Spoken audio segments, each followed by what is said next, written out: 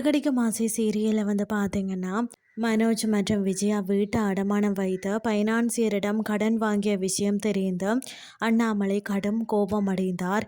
ரூபாய் 48 லட்சம் கடனை உடனடியாக திருப்பி கொடுக்கலன்னு சொன்னா வீட்டை ஏலத்திற்கு விட்டுடுவேன் என பைனான்சியர் கூற, அந்த கடனை இன்னும் 3 மாதத்திற்குள் திருப்பி தாரம் அப்படின்னு சொல்லி முத்துவும் மீனாவும் கூறினார்கள். அதன்படியே ரூபாய் 48 லட்சம் கடனில் இதுவரை ரூபாய் 10 லட்சத்தை தந்துவிட்டனர். மீதமுள்ள கடனை அடைக்க இருவரும் இரவும் பகலுமாக உழைத்து கொண்டிருக்கும் நேரத்தில் தான் முத்து வக்கீல் என்ன சொன்னாங்க என அண்ணாமலை கேட்க, 10 நாட்கள் நீதிமன்றம் விடுமுறையாம், மிகவும் அவசரமான கேஸ் மட்டுமே விசாரிக்கப்படுமாம், இதனால் இப்போதைக்கு நீதிமன்ற தடை உத்தரவு வாங்க முடியாது என முத்து கூறுகிறார். இதை கேட்ட உடனேயே அப்படியே இடிந்து போய் விடுகிறார் அண்ணாமலை.